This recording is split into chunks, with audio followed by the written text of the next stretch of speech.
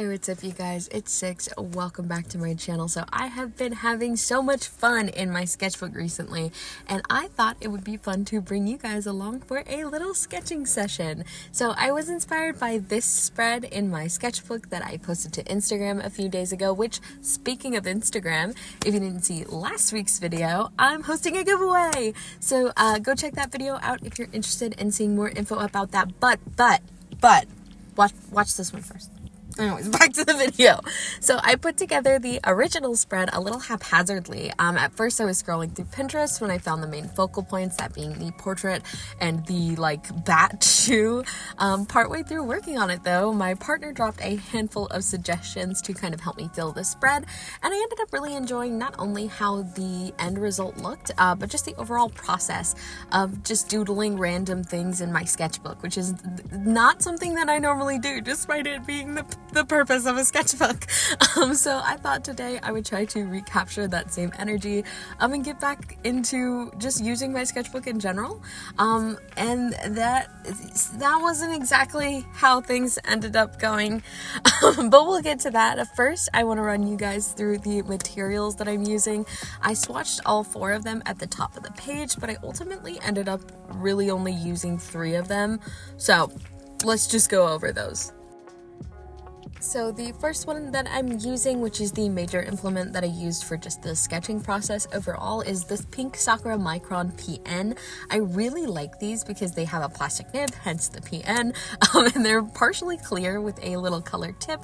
So not only are they satisfying to look at, but they also trick my brain into thinking I'm working with a larger nib when it's honestly kind of like a finer nib, without the pressure of having one that's really tiny. I don't know about you guys, but when I have a nib that's like super fine, like a 0.3 or smaller, God forbid, it really stresses me out, and I have to I overthink about being super careful with my lines, and it just ends up being super not cute. So I like these because they trick my brain into thinking that I'm working with a sturdier nib, because it is very sturdy, but it also, it gets you kind of that fun point, if that makes sense. I also am obsessed with how this ink glides on this paper. It really saturates it very well, and it looks so smooth and almost wet still, and then it dries really nice and it doesn't smudge, unlike the next pen that I will be talking about. This next pen is the devil. Is it a bad pen? No, not at all. In fact, it's very richly pigmented, and the ink flow is pretty nice. You do get a lot of ink. You don't get any skipping. You get too much ink, however. The ink flow is it's too nice. So nice that so much ink comes out and then stays wet on the page, and then I smudge ink everywhere, all over the page. It's wonderful. It is really nice, I would say. As far as actual use goes, it's very comfortable. Like I said, the ink flow is very good. You have to be so careful. You be so careful with this pen. Let it dry. Oh my God. This next pen I only used for half a second on the initial portrait, and I wish that I had stuck with it because of the previous pen. However, like I said, I only used it for half a second, but it's a random felt tip U-Brands fine liner that I got for literally $1 at Target, $1. It was just this one pen. I don't know if it was a stocking stuffer or what. I did buy it around the holidays, but I love the ink in this. It's so juicy and it dries super quickly. And I use it a lot for journaling, writing in my calendar, jotting down notes, whatever. She does not budge or smudge. I so wish I'd use this for my spread. I'm kicking myself right now. It is a very nice pen. If you find it, it is worth the single $1 that it costs, for sure.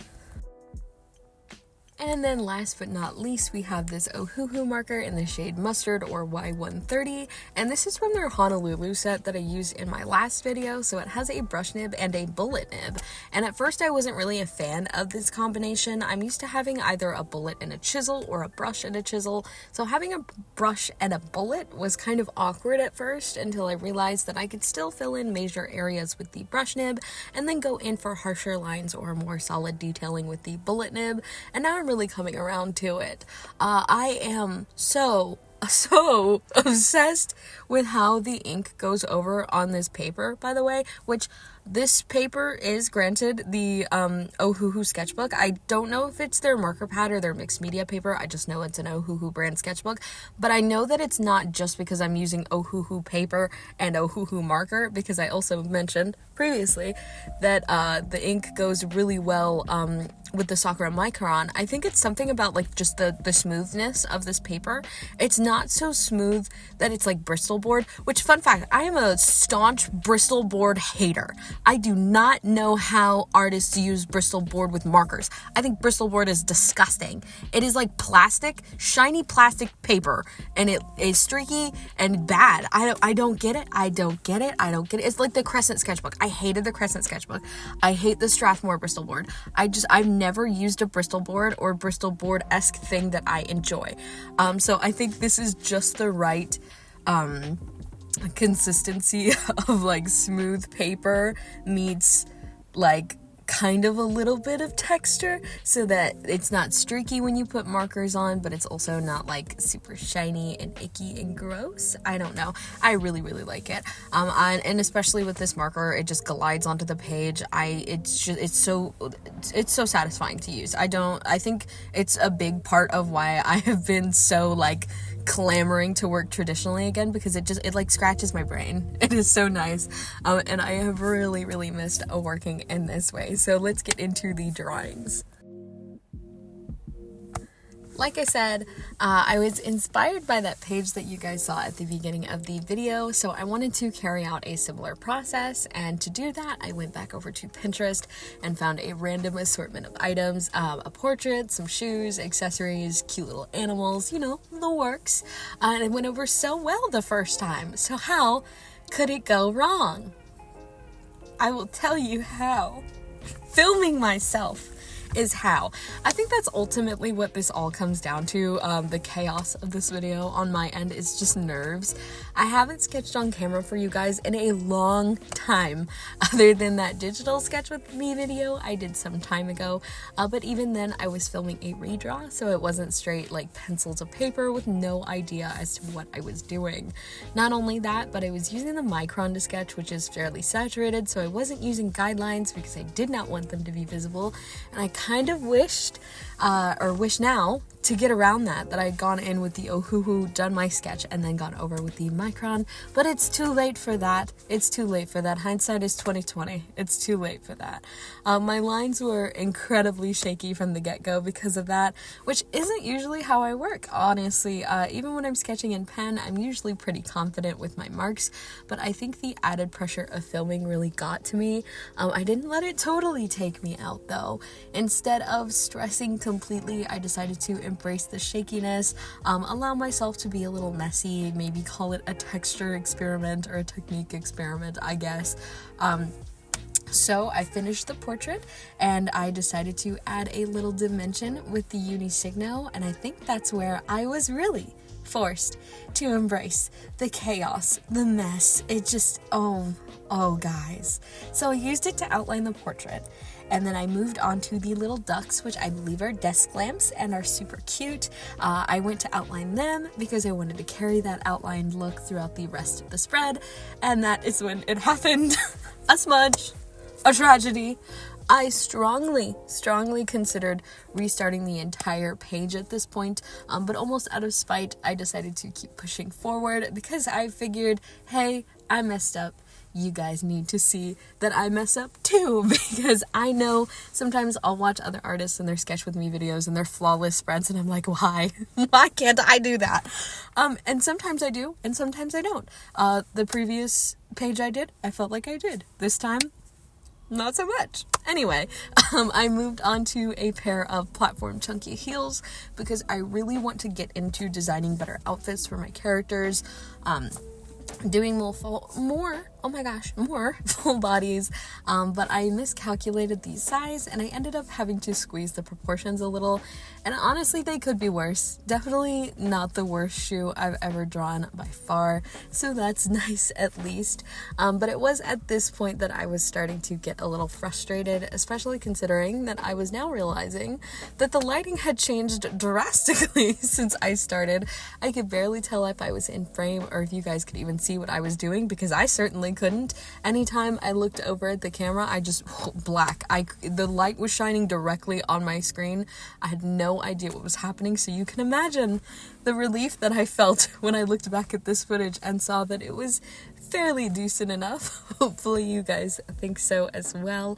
But after tormenting myself drawing something that I would consider to be pretty difficult, that being the shoes, I went in and drew this simple little star pen that I saw. Pin that I saw, and I couldn't fit all the words, so I shortened it from "didn't kill anyone today" to just "didn't kill today."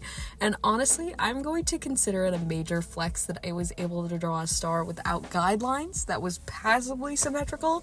Like, I am not mad at these at all. I also thought it was really fun to try and do the typeface. I don't normally use fonts or typography or anything like that in my work, at least not by hand. Most of the time, if it has typography, it's a piece I'm doing in Procreate, and I just am using the text tool, so it was really fun to try and do it myself. Those wrapped up pretty quickly though, which meant that it was time for me to reward myself. And by that I mean I was almost out of objects and I hadn't properly filled the page, so I had to fill it with something else that at the last minute didn't have a reference, which is why you guys ended up with an impromptu full metal, because my FMA brain rot still has not ceased. Still, I have been on the train for 3 years now. The hyperfixation train only let me off at the Resident Evil stop for 3.5 months before the conductor grabbed me by my shoulders and pulled me back onto the Full Metal car. So anyway, it was self-indulgent doodle time, and I was even struggling working on this. So in all honesty, this just kind of proved that it was a bad art day for me. I draw this little runt every single day. I swear to God, every single day. So if I had trouble busting out a Full Metal, it's a bad art day. But I still wanted to share it with you guys, like I said, because I think it's important to show that I make mistakes. Everybody makes mistakes, and it's sort of fun to see me mess up, because I can see how I can improve or figure out how I would tackle similar spreads and prevent similar, mishaps in the future, I guess. So after I finished up the little Ed, I was pretty peeved and wrapped up the last 2 sketches fairly quickly. A single earring and a very disproportionate sketch of my lip oil that I just so happened to have sitting on my desk. All in all, this page was a mess from start to finish, but I am glad that I made it. I learned something at the very least, and I hope you guys watching did too. As always, I want to give a huge shout out to my patrons: Elise Thompson, Duran, Mandy, Sleeps, Created by Twins, Inky Moo Art, Sidewalker Art, Fish Nor Flesh, Akita Kai, Watery Turd, Daru, Aurora Inks, and Clohime. Thank you guys so much for supporting me and this channel, and don't forget to go check out the giveaway over on my Instagram, and maybe check out last week's video too if you're enjoying seeing me do more traditional stuff. It was a little 3-marker challenge and I had a lot of fun with it. I love you guys so much, and I'll see y'all in the next one. Bye.